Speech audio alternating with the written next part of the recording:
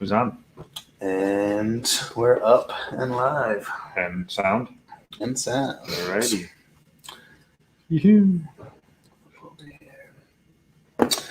Welcome, everybody. Tuning in live again from Page Spring Cellars, and happy to do so. We're going to give everyone a minute or two to join in, and then we'll get going. How you doing, man? Good. Spent the day out in the sun, and I'm feeling pretty mellow, actually. Nice. Feels good to be in here. I mean, it was warm today, but there was a nice breeze, and I like working in the sun, but it definitely drains you a little bit, too. Yeah. What's so interesting about the cellar down here is, it's cold always. So it's just so interesting that you can show up to work and in 102 degree weather and come in here and shiver, We were working on blends the other day, and then you walk outside in the sun, and it's like you feel like a bat or something. You can barely see. But I think right now we're probably tops of our heads are probably like 8 to 10 feet underground or something. Yeah, right. Right. When we, I don't know if I probably told you this at some point. When we originally excavated this, I was trying to put the whole building completely underground. And in the corner of the cellar here, just behind the camera that's shooting us, we hit this massive lens of bedrock. And so we brought in this massive jackhammer to mount on the front of the excavator. And it took us 1 week to get down to the rock. And so that was like down 15 feet. And then it took us the next week to go down another foot. And it cost as much as the first week. So we went down one more foot. And I was like, yeah, I think we'll buy some insulation. I think we're going to go upward this time. I was all over. We had this underground winery. It did not happen. It was brutal. Probably we would have hit water if we had kept going through that, because our well up front, because we have the spring down here that we use for all of our ag water, but we put in a well as well. And then we drilled down through that rock to put the well in, and we hit this artesian spring that just started shooting out. So I'm like, can you imagine if we hit that thing excavating the cellar? So it's probably good that we backed off, Too bad we were running out of place to go cave with that, right? Directional boring. Shoot. Happy to have Terry Glomksi, Nisa as well. Kim Solinsky has been joining us every week. Happy to have you. Cheryl Wilson, Carol Merritt. Welcome, guys. All right. I'm excited to drink these, man. It's two pretty different wines for sure. Yeah. Different histories with us, different stories with them, and radically different groupings of grapes for sure. Obviously, single variety. You know what? We have another minute or two. That's something I've been wanting to say at all of these tastings. So for all of you wine geeks out there, I can't even. I hear like level 2, level 3 somm types say you use this misnomer all the time. All right, you've probably heard me say this. Okay, so I want to throw this out to everybody. The difference between a grape variety and a grape varietal. Okay, I hear people use the term varietal when they're referring to grapes grown in the vineyard all the time. A grape grown in the vineyard is a grape variety. A varietal is a wine made from a grape variety, right? Right. So now that I said this to you all, you're going to hear this day in, day out. People are going to refer to grapes in the vineyard. Oh, what varietals do you grow? Okay. Yep. Growers will say, I grow these varietals, but it's just not varietals. They're varieties. And as a guy who grows grapes, people use that wine word with me all the time. Like, no, it's not a wine. It's a grape. And we have to give some respect to the grapes, you guys. It's not all about wine. So we're drinking a blend and a single varietal. Yes. Grown from a single variety in the vineyard. Yeah. Thank you. Go. Bear with me. Sorry. Well, let's go ahead and jump on in. All right. Welcome, everybody. Happy to have you back joining Eric and I once again. We are tuning in live from deep within the barrel room. Underground. It's cool in here. It's damp and it feels great. It's also it's hard to not love being surrounded by these barrels, and it's dormant, but there's also so much happening in here at the same time. And not many better places to be. You're here to be in the moment. So for any of you joining us who don't happen to know us, my name is Luke Bernard. I'm the sales and marketing director here at Page Spring Cellars. I am joined by Eric Glomski, who is the owner and director of wine growing here at Page Spring Cellars. And we both wear a number of different hats at different times as well. And I think that suits us, and happy to be hanging with you. Virtual tastings are the rare times when I don't wear a hat because I've showered and I'm clean. Yeah, it's funny. I have a hat on 99% of the time Me too. too. It just seems If not like only they just like I hold it all in, exactly. mask it. For you guys joining us who happen to have these wines with you, we will be tasting the 2018 Mule's Mistake first, and then moving on to the 2016 Tyrol to go. One is a standout signature blend that's we're known for, and it has a lot of history, a lot of backstory, a lot of time and history in there. And then we have another single varietal that it's a little more of a newcomer, much smaller batch production. A lot of people probably haven't tasted that, or probably haven't even tasted Tyrol to go by itself before in the first place. Right. So, right. I mean, as far as I know, in the U.S., there's maybe 75, 80 acres max. There's a little bit in Brazil, a little bit in Australia. I think even in northern Italy, there's only about 15, 16, 1,700 acres. Yeah. I mean, there's not a lot of these grapes on the planet, period. And I'm not even sure, despite our efforts, I think the grapes have declined as far as popularity and plantings. Yeah. Which is kind of a bummer because it's pretty awesome. I think that is correct as well. For those of you who have joined us in past episodes, do you maybe want to tell these guys what the next round's going to be? This is our last scheduled session from the initial push that kind of spawned out of the COVID time, and it's been great, and it's been very exciting. It's been successful. Yeah. Absolutely, yeah. It's a rose out of the concrete for sure, and so continuing on.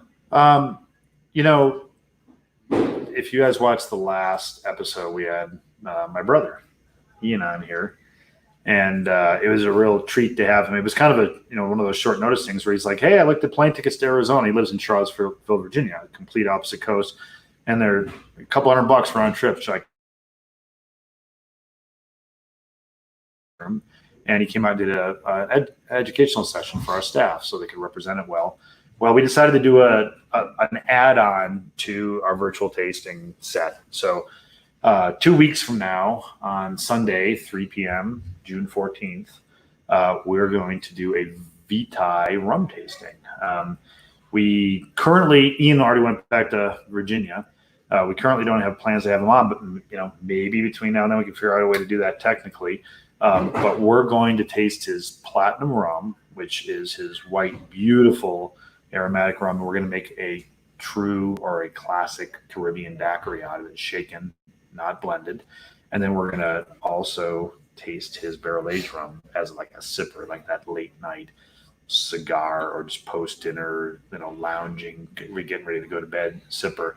We're going to talk about Vitae, distillation, kind of our collaboration now and bringing these spirits to Arizona. So I think it's going to be pretty cool. And we're going to give it 2 weeks. That way people have time to order. People in Arizona we can work it out with our drop areas, but we can ship these because spirits don't get damaged by heat because they were born of heat. So that's one of the really cool things is we can ship them to you guys. Yeah, so hop on our website, pagespringscellars.com, and check out this drop program that is supplying the Phoenix Valley area, and then check out what states we actually ship to, because it's not all of them. Yep. So figure out if you can get these. But if you haven't had Vitae spirits, come by the tasting room. We're now serving them, and we have 9 of them. They're pretty special. Yeah. It's one of those things. If you can delineate the differences of this vast world of wine, then it translates directly into spirits, and I think beer as well. And these spirits are pretty special. They're pretty stand out. And I actually said 9. It's actually 11. And we're also pouring our 2 brandies too. So we have 13 different distillates now, which is pretty amazing. Yeah, that's exciting. I can't wait for that session. So we're gonna make cocktails, or are we just drinking them? We're gonna make and drink cocktails, and we're gonna sip rums. We're not gonna make daiquiris, not drink them. Not a chance, man. Block off June 14th. In the morning of June 15th. In the morning. Yeah, exactly. For those of you joining us We do have a live feed of your comments, so feel free to bring any questions along our way. And what we do love is any interaction when we start to get into the sensory evaluation of these wines and the tasting of them. But perfect timing, Eric. I'm ready for something in my glass. All right. So this is the 18 Mules once again, which is a blend, and it's largely based on Grenache. And there's always the challenge of telling, you take marketing classes and they say, oh, you got to make sure you represent brands. You don't, things aren't cheap. They're inexpensive, all that kind of rhetoric, right? Absolutely. This is our least expensive wine, right? And it's our most popular wine. We sell more of this than any other wine we make. And we've been making it for well over a decade. And this year, it's based on Grenache. And one of the many reasons it's based on Grenache is that we had some challenges during the 18 vintage, which led us to not vineyard designate a lot of our Grenaches. But they were really good still. And so a bunch of them ended up in mules. So this might be one of the best mules we've ever made, Yeah. And so it's just badass. And of course, there's also some Counoise and there's some Pinot Noir. But this is more, this is half Grenache. Yeah, and if I remember correctly, 18 was not a bad frost year. I think we had a little bit of frost down south. So we made it through one of our biggest hurdles, which is springtime frost. Right. And then we went into the tail end of that growing season, and it felt great. It's one of those things. It felt great from a farming perspective because we weren't getting the heavy monsoons that we typically get out here in July and August. And then what happened was they showed up. They showed up late, right when we weeks around harvest. Yeah, and that's nothing new to us. But just to kind of give you guys an insight on the variables within our vintages. Yeah, and something really interesting to think about is, what is a vintage year? Like if you are into Bordeaux, even more so if you're into red Burgundy or white Burgundy, they talk about vintage years. And vintage years are years when the climate is perfect for making great wine. Some places aren't really, I would argue, some places aren't really vintage driven. Like there are parts of California that have such consistent weather that it's almost like it's more about, what years aren't vintage years. Like 9 out of 10 years are great vintages and good for them. Sometimes I think maybe the wines are too similar from year to year. Then you don't get to have that experience of riding along with nature. Arizona is definitely a vintage driven wine growing region.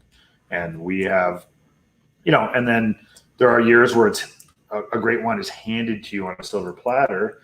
And there's other years where it's the lousy years or the not so great years where winemaking skill comes into play, And I think, and we can talk about the history in this and everything, but for me, for somebody who loves Pinot Noir, we have year in, year out tried to model the mule's mistake after great Pinot Noir. And I would say this 18, like most people I pour this for think it's Pinot Noir. I mean, serious wine drinkers too. Yeah. If you sniff this right now and, and you should do your thing, but I would just say the red fruit profile and the earth tones and the brambly side of this, the classic cherry, rhubarb. I mean, again, you put this in front of somebody blind next to a bunch of Pinots, they're going to think this is Pinot, right? And that's why it's so cool that we sell this all around Arizona.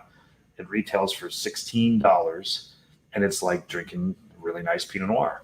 It's funny is I used to trick more well-versed wine drinkers with this wine blindly. When I first started working here and developed an appreciation for Pinot Noir and connected with it, and then realized how similar of a world this wine lives in, then I would bring it around and blind taste people, and I would say 9 out of 10 people would feel confident about this. People like the caliber of Palo Wolsey, and yeah, absolutely, it's pretty cool. It smells awesome, and I'm getting lots of Pinot-like traits, a lot of rhubarb. You mentioned a bit of this like salted caramel, this earthier side, but the Grenache in there is definitely showing through as well with this, which we also say is Pinot like a lot in Arizona, right? Absolutely.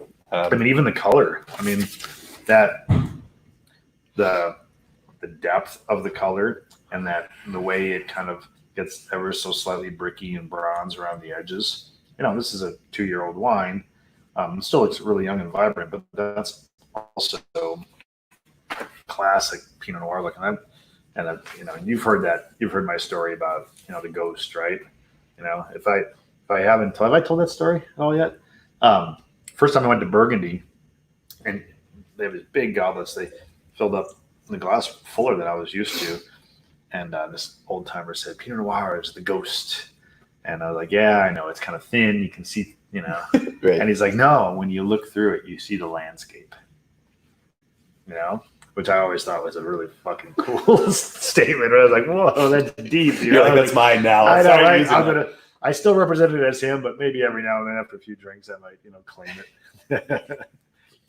I've always found Mule's Mistake to be one of the more applicable wines to the region that we live in, being hot and sunny and dry. And I have absolutely transitioned my preferred glass of wine from moving out here from the East Coast, where I was drinking lots of You're talking about reds. a climate leads us to want to drink. Absolutely, right. Yeah. So, I used to be a big red wine or bold red wine drinker. And then I moved out to Arizona, and I just feel like I just moved lower and lower into the color scale. And I drink I'm the same way. A lot more lighter reds, and I drink a lot more whites and rosés. And I feel like the Mule's Mistake is one of the more applicable red wines to be drinking in the state of Arizona. And in the summertime and other places. Yeah. And we were talking about this earlier, but and I don't know if we've ever actually discussed that we both do this, but we both found out that we both do the same thing, which is chill this wine down slightly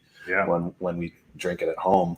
Yeah, I mean, it's a little late to tell you guys that, but if you have more mules, try serving it at cellar temperature. So if you have a wine fridge that you keep it at 56, 58 or whatever, try drinking the mules straight out of the wine fridge. Or if you don't have a wine fridge, throw it in your refrigerator for a half an hour before drinking it to cool it down a little bit. Again, when I was in Burgundy, a lot of the guys there really swear by serving their Pinot Noir cold there because they feel like it accentuates the acidity and the red fruit. And I really couldn't agree more. It's deep alcohol too. Yep. So it just makes it, think about it. And if you drink a rosé, you like it cold, right? And this is that transition into these midweight and darker red wines. And so why not try it? So try it. I think you'd really enjoy it. And I would also suggest that you do that in the mindset of figuring out what you prefer. I know for me, when I have a wine that I've never tasted before, I mean, buying a bottle off of a shelf in a grocery store is a bit of a crapshoot, unless you've had it before and know something about that region. It still completely is. Oh, cool label. Right. But I've opened bottles before and haven't been the biggest fan of them. And I go and I chill them down and try them 15 degrees cooler, or I wait till the next day and see how that changes. Time changes or temperature changes. And this is a great wine to play with and experiment with different temperatures. And because typically we aren't necessarily chilling our reds, but this is one that you can actually bring down in temperature and actually enhance characteristics of the wine compared to muting them, which typically is happening with temperature decrease. Right. I'm with you. Another thing I do often, most people don't realize this, but we put argon on our wines. We pump air out. There's a lot of ways we break them down into smaller containers so that there's no headspace. The other thing I do is I put red wines in my fridge. Wines age and oxidize slower. So if I know, I have to take off for 2 days and I just pumped this, but I really want this wine to be good when I come back, I'll just throw it in the fridge. It'll age exponentially slower in there. So then you bring it back out, let it warm up, and then drink it. It's another good way to extend the age of your red wines. Yeah. Or your wines in general. Yeah. And if you think just about the volatility of wine, the reason we're swirling this is to allow these molecules to break up. Basically when you're chilling something down, you're taking away the vibration within all those molecules, which holding it in. And it's holding it in more. So, the other thing we should do real quick too, and we talked about the color a little bit, kind of like classic kind of light ruby garnet. We talked about a few of the flavors. One of the things that I've always found striking about this wine is the texture and the feeling in the mouth. One of the things I love about Pinot Noir is that the structure of it, the weight, the viscosity, the acidity, and then the tannins. The combination generally leaves me with this kind of like ones that I really love tend to be a little on the silky side, particularly New World Pinots. Like a classic example is Russian River Pinot. So you ever want to have a silky Pinot, drink the Russian River. Yep. After that, I'd probably say like Santa Rita Hills or Santa Lucia Highlands, and certainly Burgundy in riper years and warmer vintages, but they tend to be a little more on the tart side. I think this wine has tannin, but it's perfectly balanced with the body and the weight of this wine and the acidity, and you are left with this silky, soft, not over, like absolutely non-astringent palate.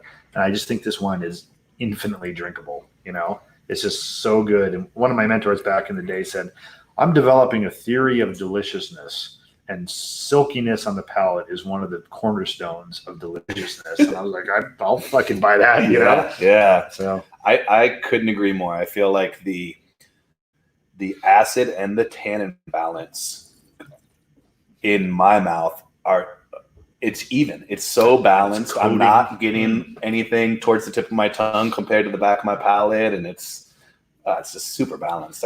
I love it. And it's funny, people are like, oh, you know, Eric's the executive winemaker, wine grower, whatever, and he's one of the owners, the founder of the winery. He drinks the $100 Glomksi cab and the reserve Traldegos and IC wines all the time. I'm like, I do every now and then, but the reality is the wines that I drink the most are like Barrio Blanca, La Flor Rosa, and Mule's Mistake. Yep. I mean, back to your point of our climate. Yep. But also, I like drinking wines that have lower alcohol. They don't hammer me. They can fit into these occasions as far as food and other experiences, and they don't dominate. So I think this is like the perfect companion. You know, you don't want somebody knocking you over the head all the time or cutting you off and doing all the talking, which is, you know, I think this Traldego is phenomenal, but I'm not going to drink the Traldego every day.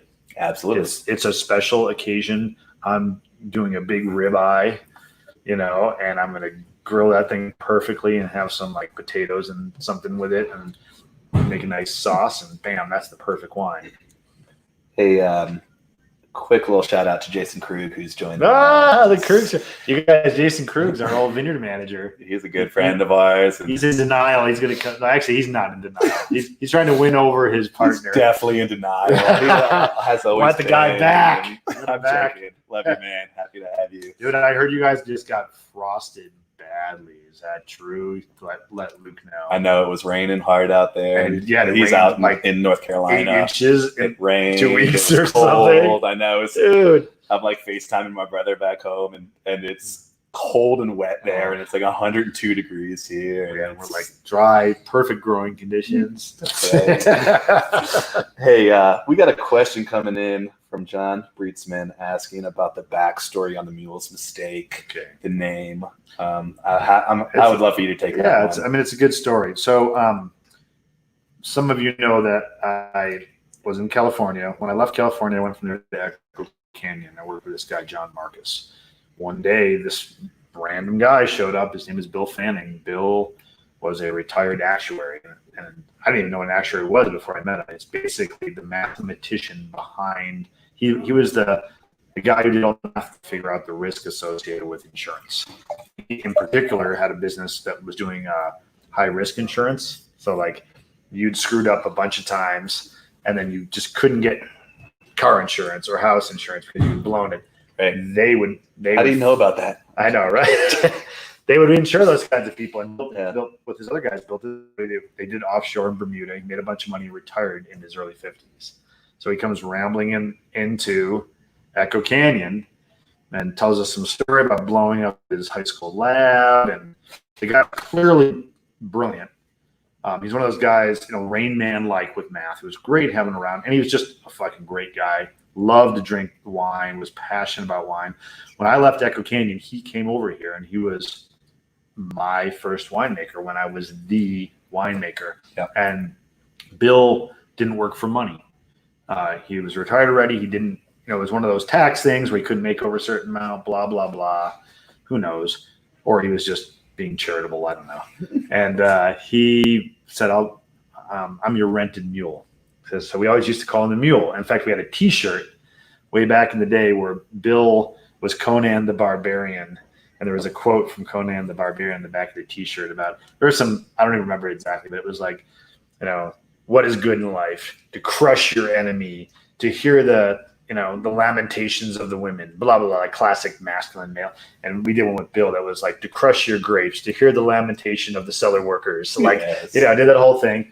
Anyway, so the mule one day, I said, Bill, I've got to take off.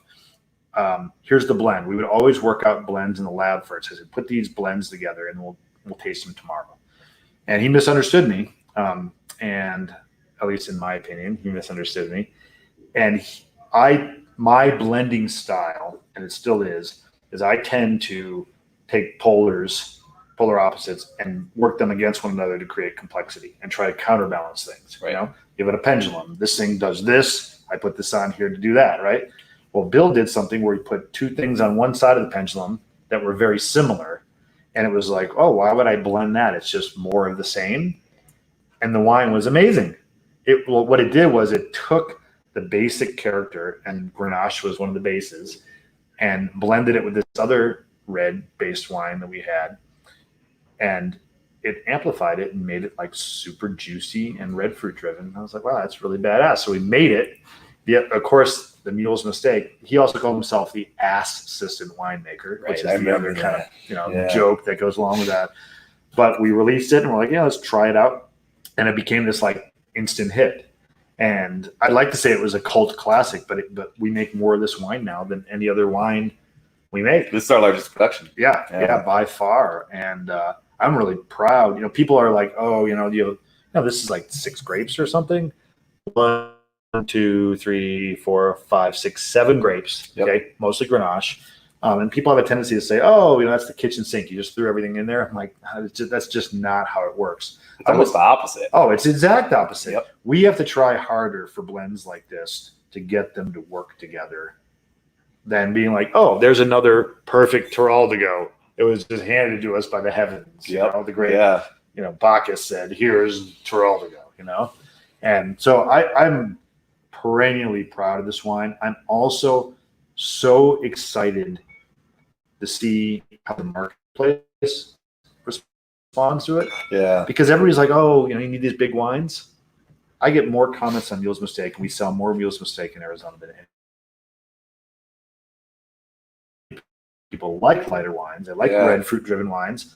And, they like Pinot, so this is why they like this, right? It's delicious. I'm glad that Bill made that mistake. What's funny is I remember working here for probably about a month or two and having never met Bill. I was up in the tasting room serving wine at the bar, and I remember just hearing about Bill Fanning, the mule from the Mule's Mistake, and I just, I kind of created this legend in my mind, and I remember meeting him and being like, wait, this is Bill Fanning?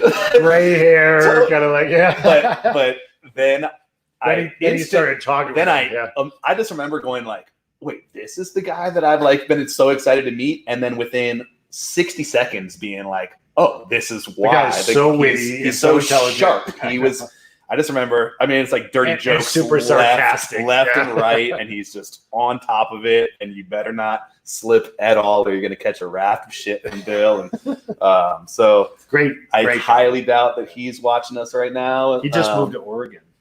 I don't know if you know this, but he just left Sedona. There's some health issues. His wife needed to be in a more humid environment. Yeah. And they live on the northwestern Oregon coast now, within minutes, like 3 minutes from the coast, or like 30 seconds from the coast. He just sent me a picture of these elk wandering around his yard. Yeah, it's pretty cool. Yeah, well, he probably used all of his success via this wine here to finally make that move. I'm joking. And we made him an emeritus wine club member. So for the rest of his life, he'll get a club shipment from us. So before we move on from this wine, I would love to quickly address what's in it. Okay. And maybe, and I'm happy to tackle some of these with you, but maybe tell a bit about where these grapes are coming from specifically and how they play into this wine. I'll read the exact, which I can almost see, but I think I remember. 50% Grenache, 21% Carignan, 13% Counoise, 9% Pinot Noir, 3% Sangiovese, 3% Malvasia Bianca, and 1% French Colombard. So I would say, and by the way, I was wrong when we talked earlier about the Carignan. I was wrong about where that came from. It actually came from New Mexico. Yeah, just over the border. It looks just like Wilcox. Right. I actually got it from this Italian guy who grows Carignan over there. Yeah, and that might come as a surprise to some of you guys. We started off 100% California fruit by 2010. We kind of didn't need the fruit for our production size. By 2014, we had phased out all California fruit and had gone 100% Arizona. And then I think what we realized in the following vintages from that was it was kind of boxing us in certain ways when we're trying to represent a region. Yeah, and an ecosystem. And an ecosystem, exactly. And how southeastern Arizona is pretty damn similar to southwestern New Mexico. There just happens to be a political boundary there. That's all it is. And to be completely forthcoming, the guy had Uni Blanc, and that's what drew me in. I was like, oh, Uni Blanc. Uni Blanc's also called Trebbiano, but it's one of the primary grapes that goes into Cognac and Armagnac. Yeah. And I really wanted to make a wine that was traditionally went into, that we can make brandy with. And then I got into his vineyard and like a kid in a candy shop. I'm like, oh, you got that? Oh, you got that? We ended up buying all kinds of stuff. Most of it never saw the light of day. But we did end up bottling an Uni Blanc too, which was, I think we're going to release any day. It's like super badass white flower blossoms, cotton candy. It's really cool. Yeah, I remember having such hesitations regarding that because I do all of our branding and all of our marketing here. And I'm like, wow, I've been pushing this Arizona only thing for the last couple of years. But then, it just made complete sense to me. It's such a small percentage of what we do. Yeah. And for me, and it looks like we may look at other states in the near future. But, New Mexico and Arizona go so hand in hand representatively when it comes to, the regionality. Yeah. And, I was threatening for a while. Maybe I'll still do it someday. I don't know if I ever told you this. I think it'd be really cool to do a Four Corners wine sometime because I know people in Colorado. I know obviously Arizona. And I know some vineyards in Utah near Moab, and of course ones in New Mexico, especially associated with Gruet up there. Yeah. I mean, I just thought it'd be really badass to do that and then sell it at the Grand Canyon and all the cool iconic places and national parks, restaurants and stuff all in the Four Corners region. Yeah. It's a great idea. And it's just you go up there to these vineyards and it's just so badass, Wow. The American Southwest is just so incredible. It really is. It's so underrated and we're doing our best, right? Hell yeah. It's on the map. So with those grapes, the Grenache, I feel like obviously shows through a lot of flavor, color. The Carignan, which you mentioned is coming from New Mexico. How do you feel like that plays into this? Carignan, we are, we just planted that over here at Dos Padres. So I wanted to plant that for years for a variety of reasons. Number one, another red fruit driven variety. Retains acid really well in warm climates. And it's not Syrah, Mourvedre, Grenache. It's not one of the holy trinity of Châteauneuf-du-Pape. But Carignan, there's a lot of plantings in the Rhone and southern France. And I think Carignan is kind of one of the unsung heroes. It's what Graciano is to Tempranillo. It's what Barbera is to Nebbiolo. It's the kind of red fruit driven, higher acid, drink a little bit younger kind of, and I'm excited to work with it. It went in here because of red fruit. It was by itself, it was all simple red cherry tart being cherry fruit. So there you have it. Yeah. Whereas that Grenache is more that, I'm sure everybody gets strawberry out of this. The Grenache was definitely more on the strawberry side. So back to the original Mules template, a bunch of red fruits together, Yeah, absolutely. And Kim's asking where we got our French Colombard from. So the French Colombard was actually from a previous vintage. So we had a little bit left over.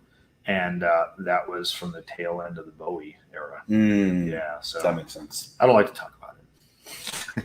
If you ever come to Page Springs and see the big ass vines, the dead big ass vines, It was one of the oldest vineyards in Arizona. It was bulldozed and replaced with pecans, and that's where the French Combar came from. I've almost looked at those as these kind of tombstones sitting there, right? Bittersweet, that's for sure. I'm pretty sure Krug is asking for his job back. Right? Yes. He says, "Bring me back. Too much rain."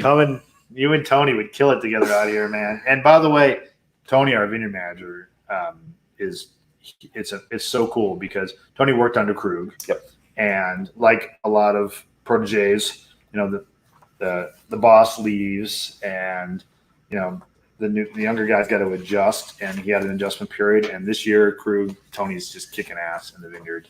Not that we don't want you back, man, because there's a lot of room here. Tony's messing up so bad, man. We need you to come back and take over.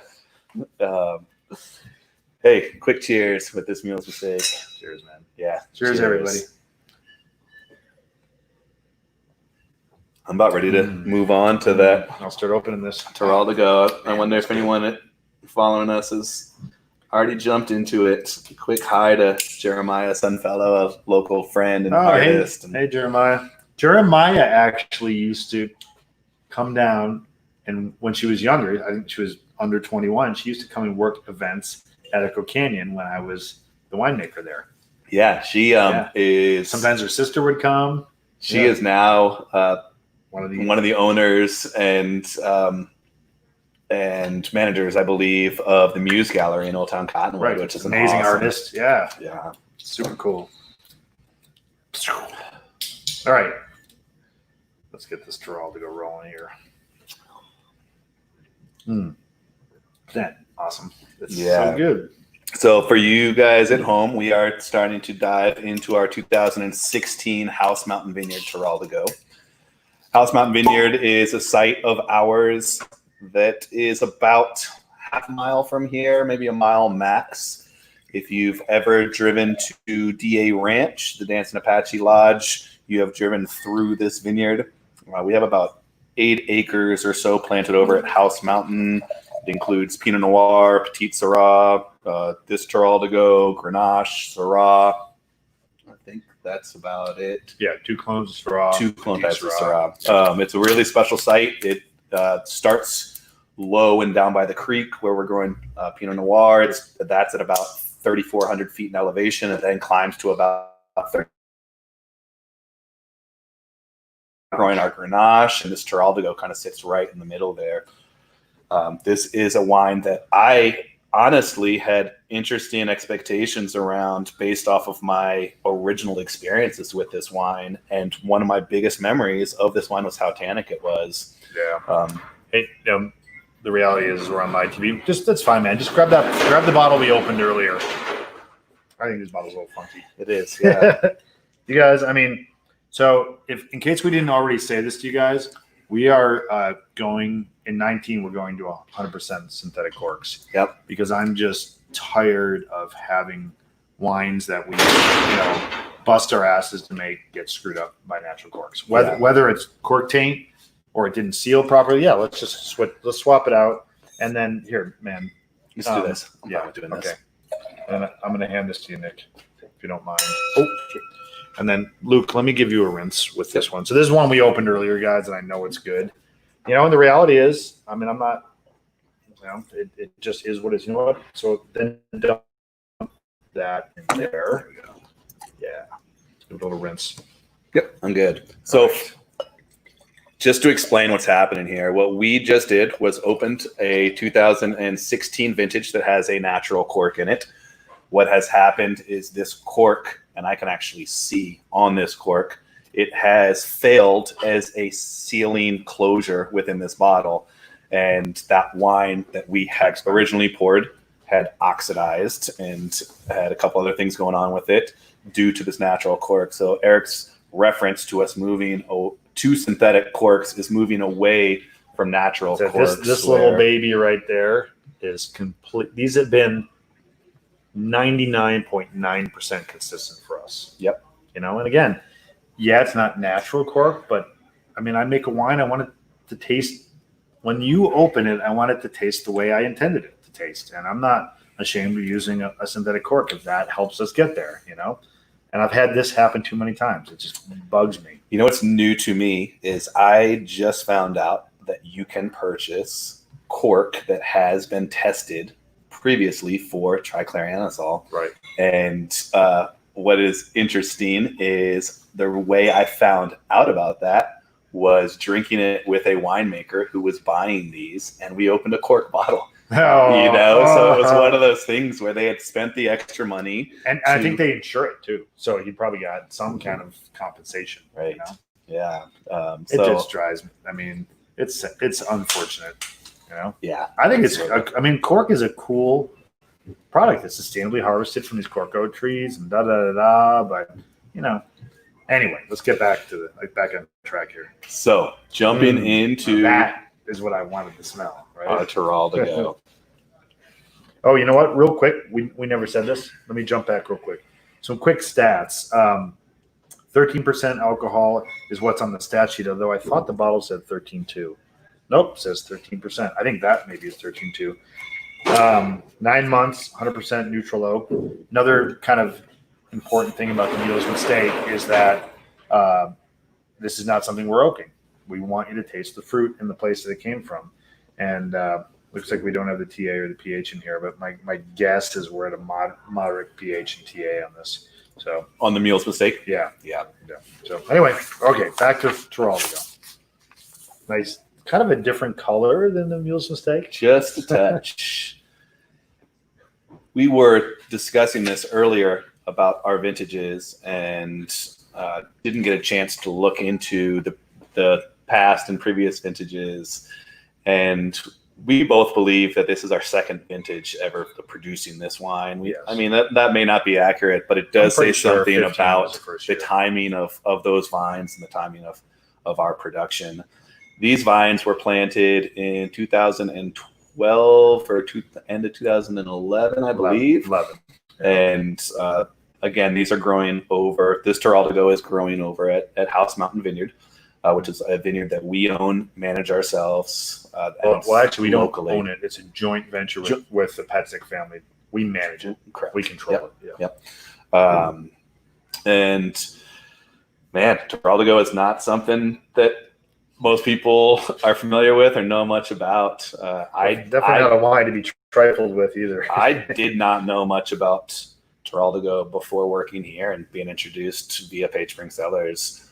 Since then, I've clearly gotten into wine a bit more and have tasted Teraldigo outside of Arizona. But man, this is a pretty special wine. Cool. I mean, you were sharing some history. I can ramble about how we ended up with Teraldigo and the little bit I know, regarding what I researched when we decided to grow it. But you had a pretty cool story earlier, I believe, about. Yeah, I remember studying about Teraldigo for my SOM testing and being pretty blown away by some of the things I learned about it. It's ancient. It has been, I believe they say that it's been grown since the 1300s. But I know that they were having trouble dating it back. I do know that the first historical reference of Teraldigo was actually in pen and ink form, and it was found in the late 1400s used as ink on a sales contract. So the actual grape juice or skin color was used as ink. Yeah, I don't know exactly how they're doing it. I mean, I imagine they were mushing it up to get the color out of it. But yeah, it was historically it was used as an ink for writing. From there, it was. We're all going to look at our lips and teeth after. Oh, I know. I'm going to get it bad. It was grown then for basically the next 500 years as kind of as a bulking agent because it's very prolific. It grows very heartily. It is growing around the world now, which is a testament to its hardiness. And it also produces a ton of fruit. Not a literal ton, but it produces literal tons of fruit. Metric shit ton. There you go. Yes. So it wasn't really until kind of the fine wine revolution of the 60s and 70s that kind of put Teraldigo in anyone's lap when it came to it as a single varietal. But then what happened was in the 80s, Guillot training was implemented on Teraldigo for the first so you time. brought Guillot earlier. So Guillot is just another name for bilateral cordon, not head train, I believe. So my understanding is what they're basically doing is historically and I guess regionally, what they're doing is they're training back to the head. So it's a trunk. Whereas any of you who have been on our property, we're doing a lot of bilateral training, which is a single trunk and 2 lateral cordons. So it makes the shape of a T. But what they realized is if the grapes being produced, the Teraldigo grapes being produced off the vine weren't coming from lignified old wood, that they were actually getting more character out of this wine. They're laying down fresh canes on the wire. Yep. So instead of it being a trunk and 2 cordons, they're basically pruning it back to just the head, so it's just a trunk, and then they are establishing new cane-based cordons. I don't even know if you would call it. That's called cane pruning. Yeah. Cane pruning. Yeah. So they're basically they do that with Pinot in a lot of places. Yeah, and so what that did was allowed less fruit to be produced per vine, the quality of fruit to increase based off of a threshold of quantity versus quality, and all of a sudden, Teraldigo was on the map as this single varietal fine wine. Nice. I know just region, and that's super cool for me to think about. Change of cultural practice, and the next thing 500 years of it being grown, and it was grown as a workhorse, and it was grown all through Italy, and a lot of other places, and then again, 500 years based off of what we know. Who knows how long this grape has been growing, and then all of a sudden in the last 30 plus years or so, it's a completely different thing. That's cool. I know. Regionally, and I'm happy to get your input on this. I know it comes from northern Italy. Yep. It's coming from the Trentino region, which kind of sits not central. It's in northern Italy, but the central span of kind of where the Alps sit on Italy, towards east a little bit. Yeah, and it's one of 20 wine regions in Italy, and it sits right next to Alto Adige, it's actually. At times combined with the Alto Adige. Alto generally just sits right on top of it. Yeah. And Trento, Trentino, sits just below I think it's called the Mesolombardo plain, which fingers north from there. So that's the main place Teraldigo is grown. And so that's why it also fingers up into the Alto, but most of that plain is in Trentino. And I believe that's kind of the central heartland of this grape. There's other names, and I think there's a town. I'm trying to remember. It's been a while. I should do my homework before these. But there's a town that essentially sounds like Teraldigo. It's like Terra d'Alghe. And I think because when you read about this stuff, there's genetic research, and then there's all the kind of etymology and all the guys who try to look into what does this mean. I'm pretty sure there's a town called Terra d'Alghe that it was named after. Yeah, that same place. I know I should study up on this as well. I'm pretty sure what you're referencing, and I don't know the name of the city, is a spelling association. Yes. And Teraldigo used to be spelled either T-I or T-A instead of T-E. Yes. And that is where that historical reference correlates with that city. But I know there's a lot of everybody wants to claim everything. Yeah, there's a lot of shuffling around of that history. Well, the other thing I want to say about this that I think, and we can get into the reductionist side of this wine. One of the things I've found fascinating is when I've read about this grape when we originally brought it on, we made a choice for a variety of reasons, but one of them was that it was supposed to be very tough with rains, and it resisted fungal problems, which is always kind of paramount for my selection of a grape to grow here in Arizona. We also needed something that we felt like, we have Petit Syrah, which maybe is an analog to this in France. Dark, tannic, useful, maybe good on its own as well. But we kind of wanted something that was more in the world of Italian varieties because we were also very interested in Barbera and Sangiovese and et cetera, et cetera. We wanted something to beef those up. But the other big thing is that we thought it was mid to late ripening. And in my experience with this grape, it's the first to come out every year. So it turns out it's actually a little bit of a spring frost risk. And it ripens pretty early for us. So when you think about it, when I think about it, that makes complete sense to me. When you think about growing this in northern Italy, when you guys drink wines from the Alto Adige or Trentino or any of those kind of regions up there, they're all whites. Yep. Sometimes rosés. In fact, I've had Giraldigo rosés too. I don't know if you ever had them. I haven't. And I don't know how the hell they make them because this stuff's so tannic. Right. And the reason we're drinking a 16 is because we have to age this for years to get it to integrate because it's so tannic. And we've changed our winemaking methodology every year to try to balance that. But the cool thing is that you think about those regions where they're cold, they need something that develops a lot of color and ripeness quickly. And that's definitely what this does here. This and Pinot Noir is our earliest red grape. This and Pinot Noir come out about the same time every year. And you go, oh shit, we're going to get frosted, but it hasn't gotten frosted. The other really interesting thing is that the birds, we net everything. We net every row. It's a huge cost, but it's worthwhile because we're along a river here, Oak Creek, and the birds will just hammer our grapes. We won't get any grapes at all. The birds do not touch Giraldigo. Again, this one, Krug, it's almost like we don't even have to net it. Right. I think it's because it's so tannic and dark. And the other thing is that the canopy is really kind of wispy and wimpy. It's kind of weird looking. And I think that's part of it is that a lot more sun penetrates the canopy and gives us a much darker grape. I mean, because look at the color on this thing. I mean, it's crazy, So anyways, just some stories about Giraldigo. I love this grape. It's easy to grow. Giraldigo's cool. You're seeing it grown in Arizona, clearly. Italy, historically, it's growing in Australia. It is growing in Brazil.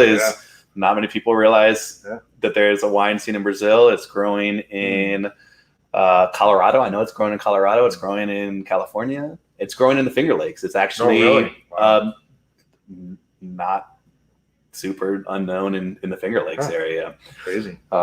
Maybe this will be the new homeland. As it shrinks in popularity in Italy, we'll carry the torch. Yeah, totally. So you want to dig into this or you got questions or no? Let's do a quick toast, everybody. You want to lead in? Oh man. I mean, night and day different color, from the Mule's Mistake. Black as ink. Okay, yeah. Let's go move on to that's the next what Terry wanted, right? Man, super complex. I mean, by the way, you guys, this is an Inner Circle wine. And after we fulfilled our obligations to our Inner Circle, which is our top tier wine club, if the wine hasn't been completely bought out, and I wonder if in part it was too tannic in the first couple of years, then we release it to the public. That's why we're all drinking this right now. We saw the potential of this wine. Here we are 4 years in, and I think this wine is still doing this. It's going to continue improving. But go ahead, man. I would say right off the bat, the very first thing that's so blatantly different about what we were just tasting, the Mule's Mistake, is this concentration and force behind the aromatics. And the dark fruit profile. It's so ripe, it's rich, it's concentrated. Diving into the assessment, I get a ton of blackberry. It's brambly. Mulberry, blueberry, Mulberry big time. Outside of that, I'm getting a lot of this kind of anise, black licorice, a bit of this sweet fennel. These may not sound great, but I get a little bit of asphalt and shoe polish. I personally love the smell of asphalt after rain is like one of my favorite smells on the planet. Yeah. On that note, I mean tar. I think is for sure what I'm seeing. A little bit of this tobacco spice.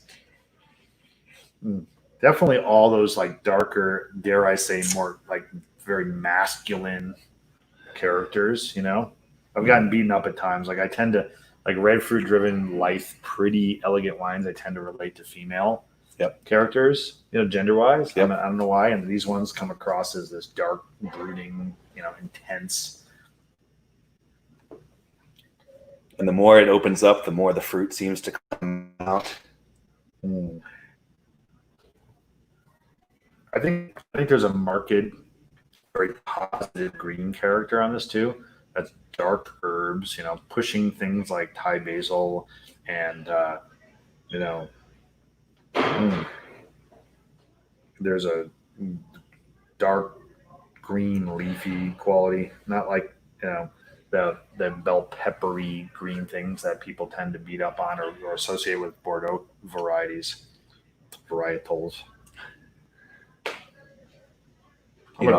I'm starting to see this touch of. So this never saw any new oak. This was fermented in open top fermenters and then went into neutral oak after that. But I still am getting a bit of this vanilla extract, which I typically associate with oak influence. It could be. I mean, even though it's in older barrels, every now and then we're tasting through barrels here and we're like, oh, here's a 6-year-old barrel. It clearly, maybe for some reason we didn't put wine in it for a year or something. We just didn't keep track. I don't know, but we get that character from older barrels at times. And I don't know if I'm looking for it, and I sure am finding it because I've read so much about it. But I know Teraldigo is known, and Italy in general is known for having this kind of sweet, nutty side to it. And I can see a bit of this almond sliver. Again, maybe it's psychosomatic because I know Teraldigo is kind of known for that, but man, what an infinite nose. It's so layered. I'm going to go down the Kalamata route a little bit too, because I think there's a lot of, back to thinking about Italy. I love olives and the darker world of olives, those black cured ones that sometimes you get with rosemary in them and classic Kalamatas. I think there's a strong, earthy olive tone to this thing. Big time. Here I am again, starving, hungry as shit doing this. I'm going to talk about, let's talk about the palate a little bit too. I mean, you guys, there's a winemaking, a part of our winemaking process where we bring in the grapes, we destem them, and then essentially the wine is red wines are a process of containing sugars, alcohols, etc., and then also managing the extraction of flavors from the skins, and which includes also color and all kinds of components that lend to the texture of a wine. Early on, we didn't know much about this. We have a process where we punch down the skins into the fermenter called punch downs. Our standard process is to do about 4 a day for a few days and then 3 a day. And you taper down because as alcohol increases, alcohol is a much stronger solvent than water. So you have to be careful as you punch later in the wine's fermentation because you can extract bitter things from seeds and skins and such as alcohol increases and relative to water. Having said that, I would actually, one of the reasons why we don't talk about the 15 a lot is basically what I recall is over extracting it. We didn't know this grape well enough. We kind of treated it like everything else. And then we went, whoa. In fact, we egg white find it. So, tannins, that dry attack you have in your mouth, which can be really pleasant, can be overwhelming at times too. And it binds the proteins in your saliva. That's one of the reasons why they say, have dark wines with meat, fish, cheese, because you have proteins in there, right? So we'll drop egg whites in. We egg whited the crap out of the 2015. But then the next year we just said, okay, we need to back off the punch downs. So we, you guys have probably heard my tea bag analogy before. I often tell people that working grape skins in ferments is like tea bags. It's how often do you dunk that tea bag? You leave it, you leave it in there for a second and take it out, or you dunk it a ton. Do you stir it? Do you wrap the string around it and wring it out? Some grapes we do that with, others we don't. clearly we've learned. Like, wait till you get the 19 is incredible. So it's taken us a few years as novice Peraldigo winemakers to figure out the right approach early on to not over extract it and try to create something more balanced. Right. I think time has also really helped us a lot too, because I think the 16 is drinking beautifully right now. It's still a pretty tannic wine, but it has a ton of body, a ton of color, and yes, do I want to have a steak with it? Of course, but it's pretty damn good on its own too. Next section, look at the steaks. It is tannic. I personally feel influenced by my relationship with this wine in how tannic it started off. Right. As which was through the ceiling. I hadn't tasted this wine for over a year, and we scheduled it for this virtual tasting, and then I finally went back to it, and just in my head I was thinking, man, I just remember how tannic this wine is, and maybe that's why tannic, right? Tough to drink by itself, tannic. Yeah. In need of protein the food to fatigue go comes to mind. Yeah. Absolutely. It is tannic, and especially for Arizona, this is higher on the tannin level. Right. But I do feel like this wine on the palate has substantial acid that balances that out, and that's what's going to get you salivating and kind of attack more of your inner cheeks. I feel like more than your tongue. And it just tastes so good too, which is great. It is delicious. It's one of my favorite words, delicious. I just think, fruit flies. I get a brambly blackberry right off the bat on the palate. Mulberry, which I know we're really in tune with because they're growing here on the property. And sure, pest. Me and my kids love to go out and pick all the wild mulberries around here, and mulberry is a great descriptor. I still get that earthier side. It's complex. There is a lot going on in there. And I bet you if we said it, for those of you who have it, hopefully most of you do, I would spend the next couple of hours digging on this wine. Let it warm up more. Let it, just let it evolve. You don't even have to gas this one. Put a cork in it. Try it tomorrow. This thing, I bet you this.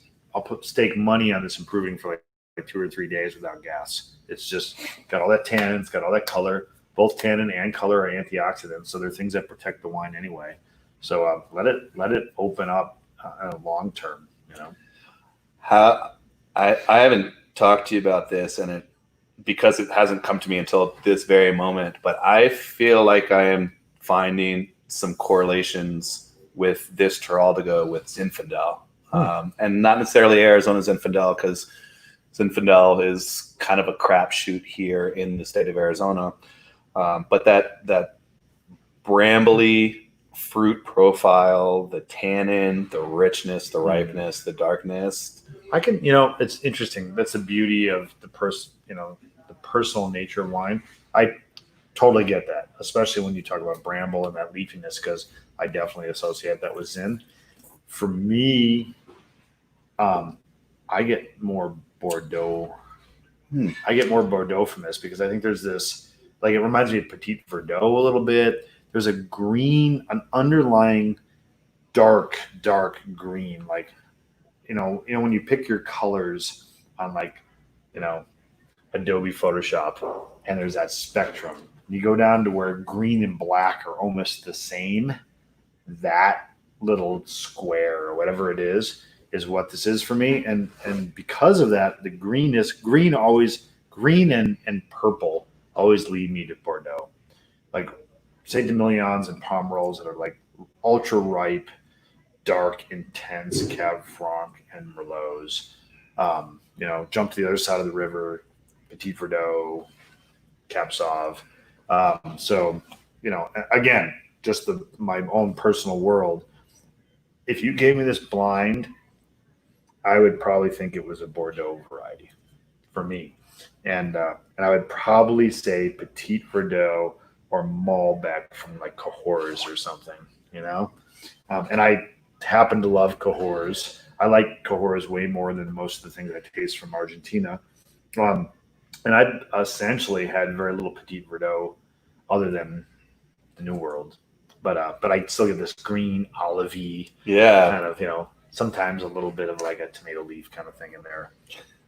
Now that you've said it, I feel like I can absolutely get that on the nose. Although on the palate, I feel like that is where it's kind of drawing me and I totally that direction. Yeah. Absolutely.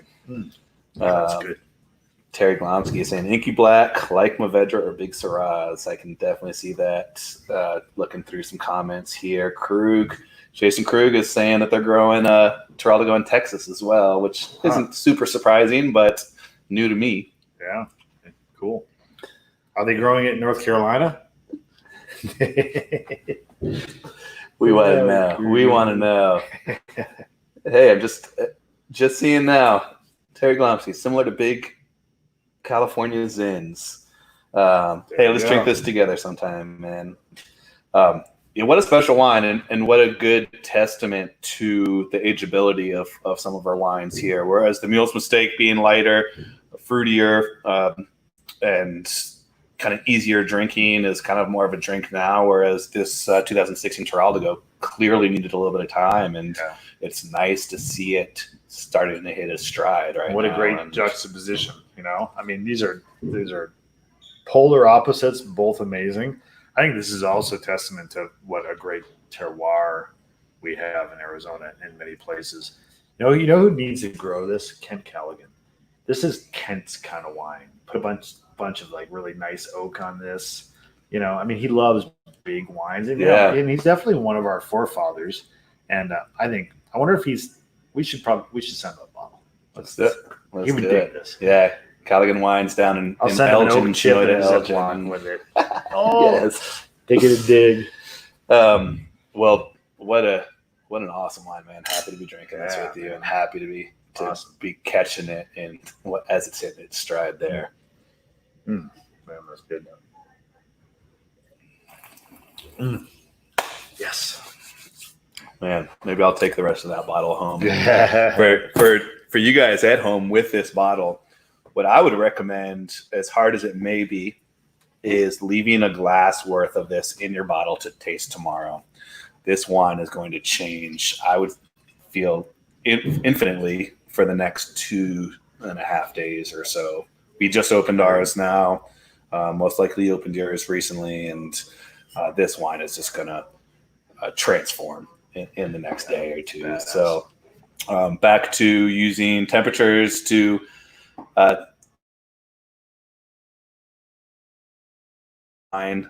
giving this some time is going to do the exact same thing there. So, man, happy to be doing this with you, man. And the last of a series, really. Yeah, cool. For sure. On that note, do we maybe want to bring Nick in on this? Yeah. I'm going to do the old shift, just like I did with Ian.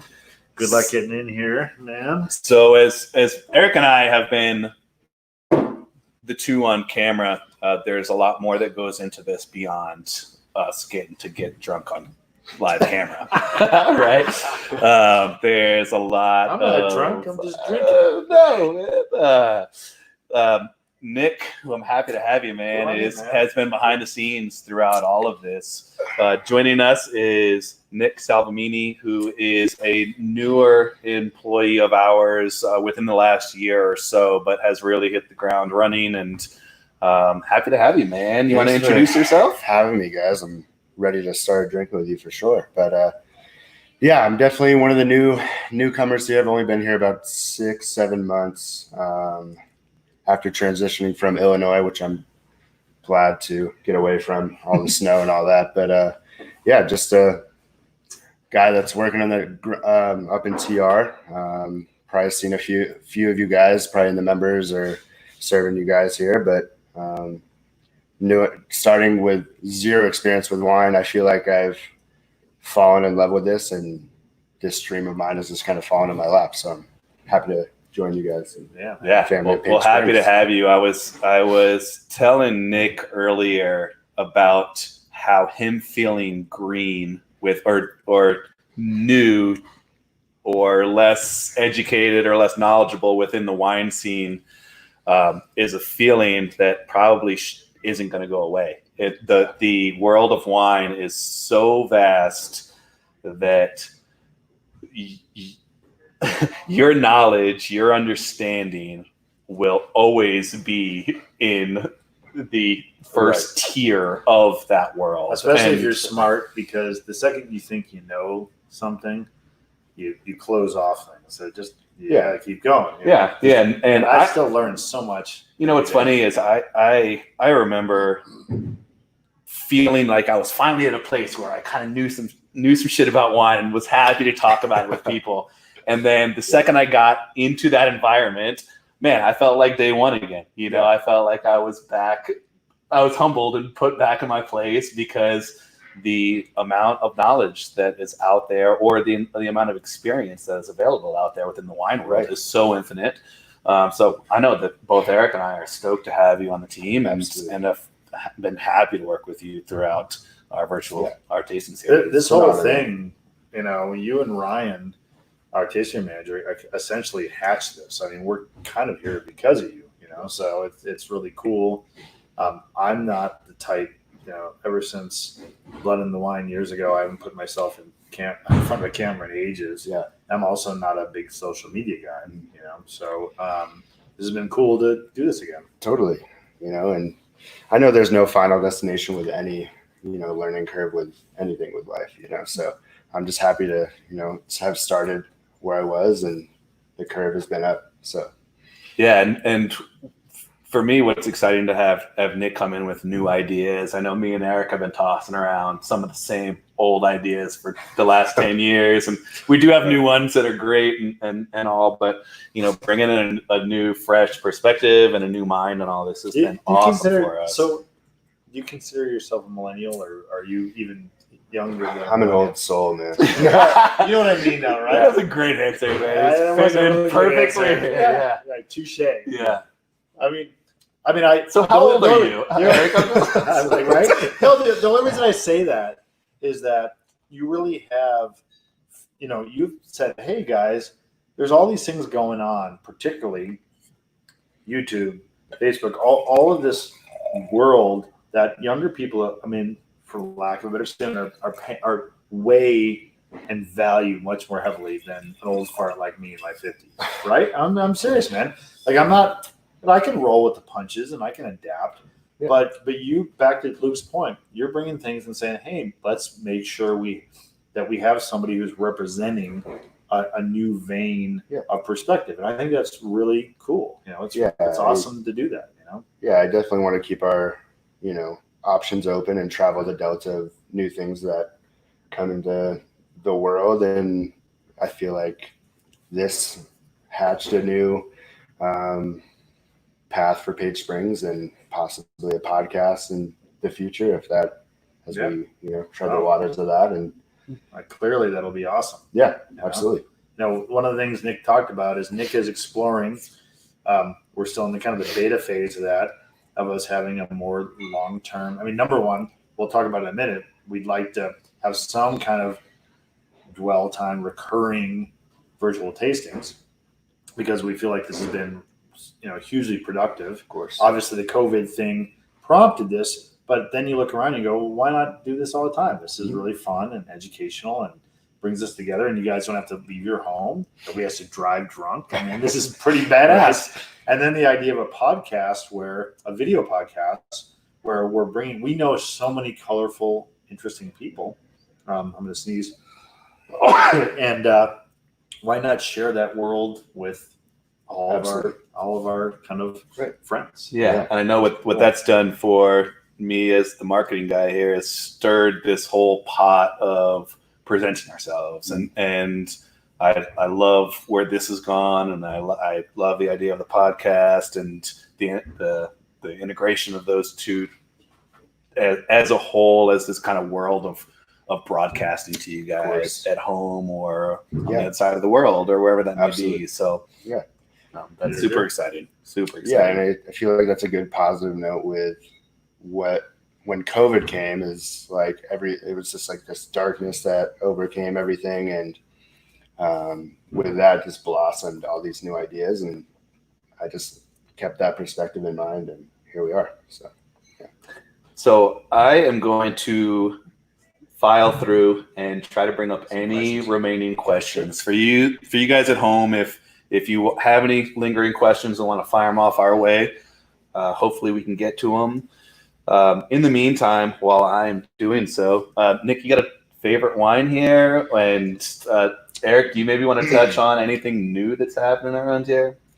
I'll start by saying I'm probably the number one buyer of this Mule's Mistake here. Probably about 3 cases alone myself. But Terraldigo is probably, I mean, honestly, Terraldigo is probably the one I try to sell the most here, especially working in the TR. I'm Italian, so anything Italian-wise. Salvini is Italian? Yeah, obviously, right? I thought I looked Italian until this guy showed up. Right. And these are probably 2 of my favorite wines here. If not, the El Serrano was probably the first one that stood out to me when I first started working here. Cool. And then the 17 just got introduced to the members flight, which has been a hit ever since. So. Cool.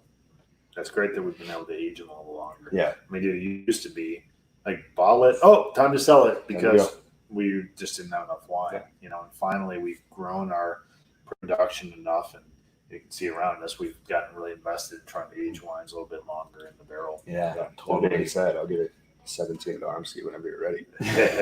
So holding off on your input on anything new here, as we start to dive into some of these questions. Brennan Neal is asking Eric if you can riff on your love of Tempranillo, and I believe he's I mean, I don't actually know, but I believe he's associated in Tempranillo with the Terraldigo. Oh, cool. And I also, because I also mentioned Graciano to Tempranillo. Yeah, right. So I actually have kind of a love-hate relationship with Tempranillo, to be completely honest. I know you do, man. I really do. Yeah. I'm not an oak guy, and a lot of Spanish wines, in my experience, are heavily oaked, especially with American oak. When you look at Ribera del Duero, versus like Riberas just tend to be so extracted and fat and rich, and I get the love of powerful wines. I mean, I really do. I just think I get it. Having said that, I think there are other expressions of Tempranillo in slightly less ripe forms that I really prefer. And so, is it Tempranillo, or is it climate? Is it the winemaker who chooses to pick it earlier? If I were, I'll be completely honest. I would say that Spanish reds are some of my least favorite wines. I probably shouldn't say that, but too late, man. I know.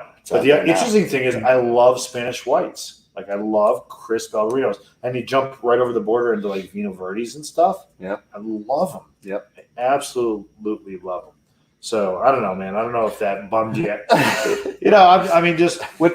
Where I'll take that is we've talked about Tempranillo quite a bit, because I absolutely love Tempranillo, and I have a specific love for American oak, oddly, within wine, and it's just something about the actual characteristics and the flavor profile of American oak, and I tend to love that, and I know that that's not widely embraced within the fine wine scene, right. But I would say that when I is, Parker loves that stuff. No, and I get that, and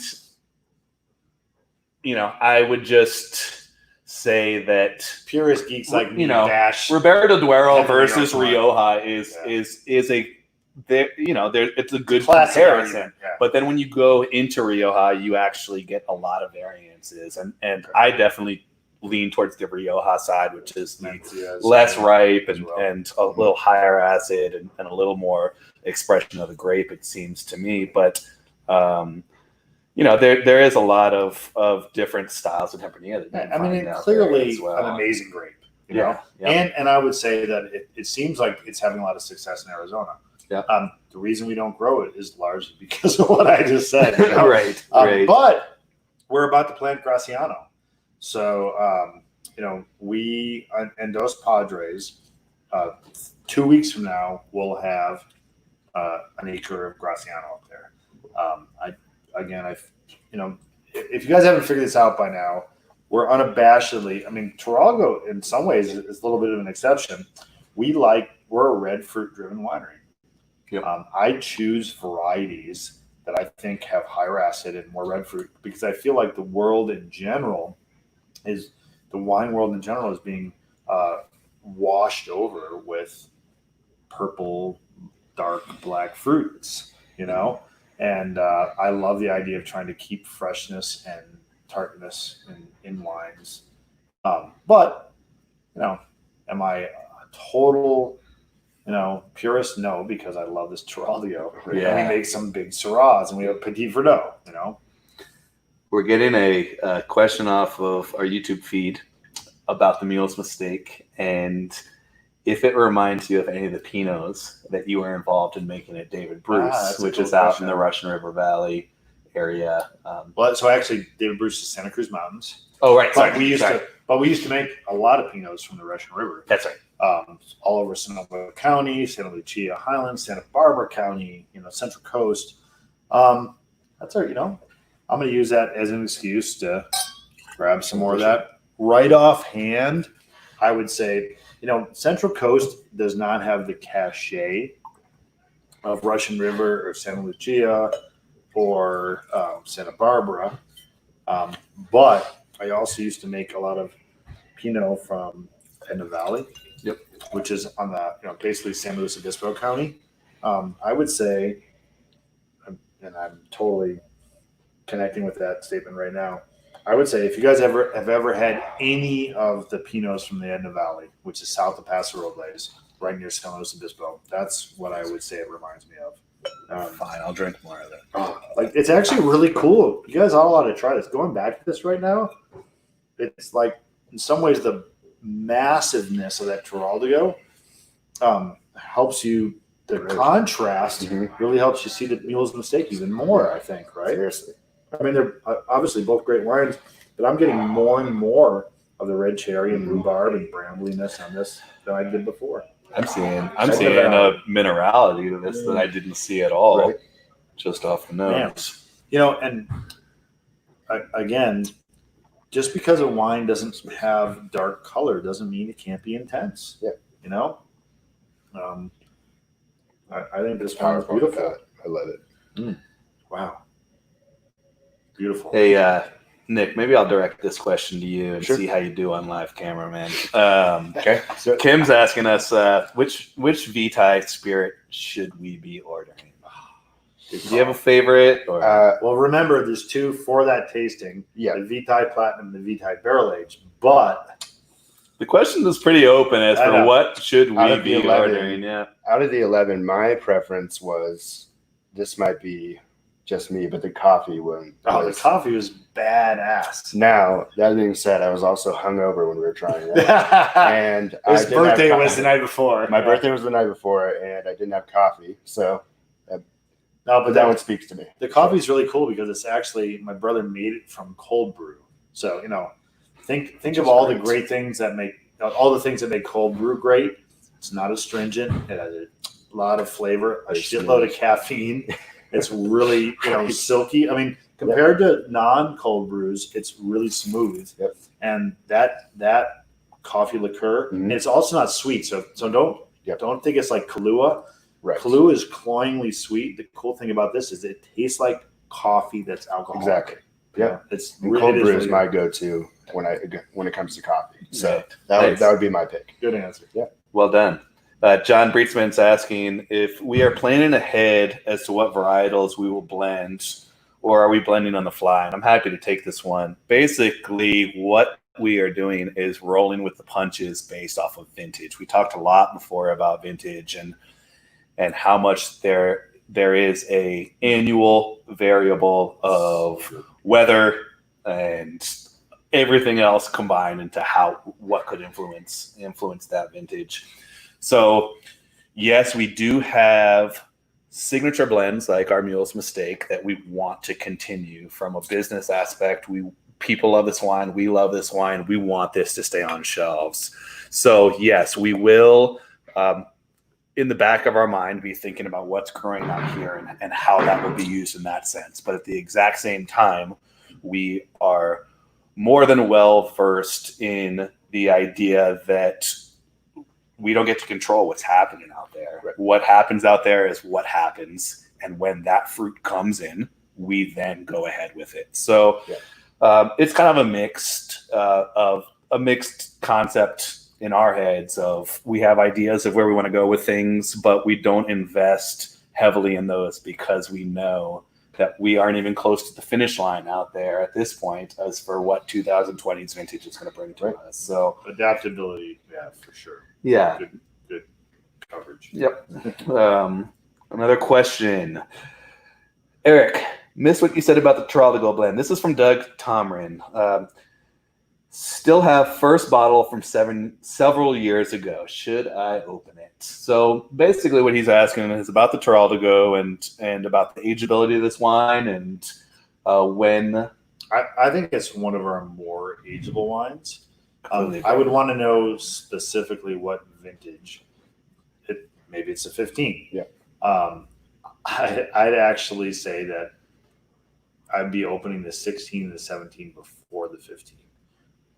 And or decant it and give it open it, 4 or 5 hours before you want to drink it and have I don't know if you're a meat eater, but have something proteinaceous with it, like a big steak, have a bunch of cheese beforehand. So, there's ways to do this where you balance it out, but let us know if I don't know how tight the response time is on these, but let us know what vintage. But if it is the 15, I would say you could probably hold it a few more years. And the challenge, though, is that as you're trying to get the tannins to come down, there's all these other things, esters, and like my brother was talking about last week, aromatics that are also changing and dropping. So sometimes by the time your tannins are perfect, you've lost a lot of something else. And that's why when I was talking about trying to balance out this wine, we would rather have it go into the bottle balance rather than going with the vagaries of hoping that time balances it for us. That to me is a little sketchy. Yeah. You know what I'm saying? Yeah. And I would rather go in with all the stuffing and know that everything's kind of already there in balance, and then it ages together, So absolutely. I don't know if that answers it, but I'll cure with that. And 16, 17 onward, I think are more balanced than our initial effort, but I think it should come together with time. Hopefully. Agreed. Kim's asking any plans to plant Zin or Primitivo, and I'm happy to take this one.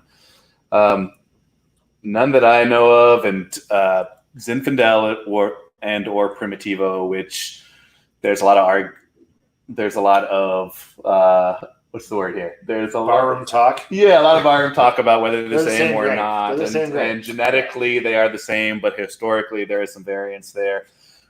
In Arizona, Zinfandel or Primitivo is an interesting grape to grow because it actually does pretty well. And the biggest hurdle that it encounters is right before the finish line, which in Arizona is based off of our monsoon season. So it is not very frost prone, and it seems to do well throughout the growing season. And then it tends to be very rot prone because it's a last minute. It's a tightly packed cluster, meaning that there is not very much airflow or space between those grapes. So when our rains come in, that moisture gets trapped in there and it rots. So as from a business stance, investing in a grape, or even an artistic stance, absolutely. Yeah. Investing in a grape that encounters a significant hurdle right before the finish line is tough for us. And Zinfandel within Arizona is kind of a crapshoot. You can find good Zinfandel in Arizona, although it's very predicated on how that vintage wins. The dry years. And the drier years are when you're going to find. Do you mind if I add something to that real quick? Happy to have you. Two quick things. Number one, I agree with Luke 110%. Also, In that we're not going to plant any. but guess what? We are. Really? You just don't. You're not going to put it in this context. When I say this, you're going to go, of course. We have been resurrecting Sherman vines. Oh, right. So a guy named Henry Sherman in the late 1800s was growing Zinfandel. I got cuttings of these original late 1800 grapes. I sent them to a lab at UC Davis, got them verified as Zinfandel, and we took cuttings from that. We built a little vineyard, we took cuttings from that, and I've got them rooting at Colibri right now. Oh, wow. The idea is to take those historic cuttings, plant some at Colibri maybe or somewhere, certainly at the original Sherman site, which has actually been given to the Sedona Historic Society. Yep. Okay, so we'll probably have an acre there. My suspicion is that, like any grape variety out there, there's tons of clones within it. Maybe this is a more thick-skinned, more loosely clustered Zinfandel clone. And wouldn't it be cool if we essentially took this historic clone that this guy grew 100 plus years ago prior to Prohibition, and it ended up being the Zinfandel clone that got us over the hill? That'd be see, what I was going to say is well, that is super cool, and I love that. So right we're where doing my head went with that is like, will we ever get to have our own clone here in Arizona? Right. Clone Well, type in Arizona? And I think it's going to end up Because- I want to name it. I want to name it the Sherman absolutely, clone, right? And right. clone That's what types we just grow everywhere. take time and they take history, right? And of grapes in Arizona, this is the one that is way out in the lead. So I'm crossing my fingers because I mean, Zin was definitely one of those like early loves of mine. Yeah. Like, you look back to like your first, who did you lose your virginity to? Who did Right. you like? Were all these great memories, and Yeah. Zin was definitely part of my early. I used to go to Zap. I went to the first few years of Zap, Zinfandel Advocates and Producers in San Francisco.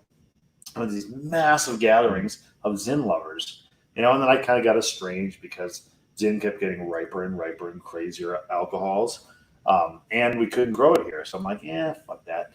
But the Sherman vines might be the path home, Yeah, maybe in the somewhat near future with our virtual tastings, we'll try to bring some in about those.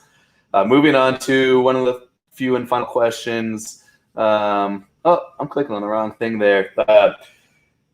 Joe Villegas, who I know is a good friend of ours, who runs a really amazing landscaping company in Liberty Valley, a good friend of mine, and I know a friend of yours as well. He's asking, are we doing something next month for virtual tastings? Do you maybe want to take that, or both you guys? Yeah. So the plan right now is on the 14th, right? June, yeah. Yep, 14th of June. We're going to be doing VTI. I think you briefly mentioned this earlier. My brother's craft spirits. Of the VTI. So it's a good intro to that, especially just getting that on board here at Page Springs, the tasting room. So whoever's watching and comes in regularly, we'll be able to give you guys some taste of those and get to try those as well. So and then I think what we're leaning toward right now, everybody, we're a little bit on the fence, to be honest, is either every other month or quarterly to do something like this. Yep. We've continued to enjoy this. We'd love to grow it. And we have so many ideas. I mean, it's endless. We've been thinking really strongly of one of the problems that we've learned is doing this outdoors, which of course we want to do, is that you got clouds going over and lighting changing and wind and all that kind of stuff. We really want to do one at Colibri, but I think what we're going to do, for instance, is we're going to go down there and film some stuff and then have live clips that we fit into this. So Colibri is going to be key. I think of vineyards in general, and then this podcast we've been talking about will augment that with personalities, chefs, people we've worked with, a lot of other people you've never met here at Page Springs. There's a lot of amazing team members here. Yeah. So you guys can count on pretty regular podcast or virtual tastings or both. Yeah, absolutely. Last question here from Harry Kaplan. When do you expect to be able to start shipping again, eager for more. You know, and I'm happy to quickly answer that. Typically, we start shipping our wine again in late September, early October, based off of the temperature patterns, which we monitor pretty closely because of the pride that we associate with our product. We would really hate for this wine to show up slightly cooked, and for you to slightly hate it because it was slightly cooked. And so we will typically start shipping our wines again in the mid fall or so. Yeah, and we'll watch temperatures and based on that. And that, we'll let you guys know. We are excited for that time to come back. Although the kind of exception with that is that we are starting to work with spirits, including our own. We have our own brandy, and we're starting to work with V-Tide Spirits out of Charlottesville, Virginia, who's made by Ian Glomski, Eric's brother. And those, I love the correlation between them coming from heat and them being able to fend the heat. Spirits are born in fire, so we're not scared to ship them. So we can come in and taste them, and go to our website. We've got them all loaded up.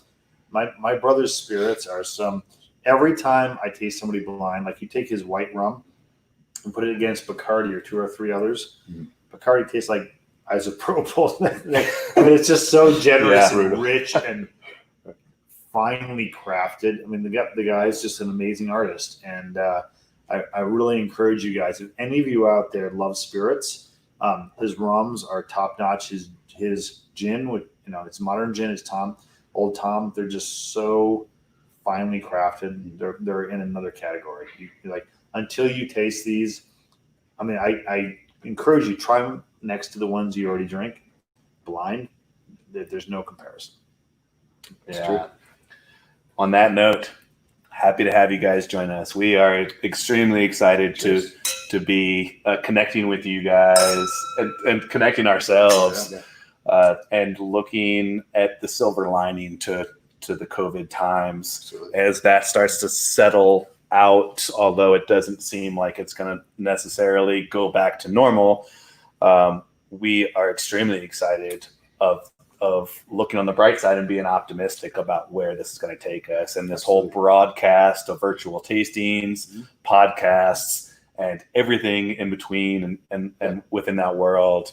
It's a blessing in disguise, and we are excited to connect with you guys and also hang out and drink with those who have already connected with us. And here. A special thank you to our wine club, which is a huge seller.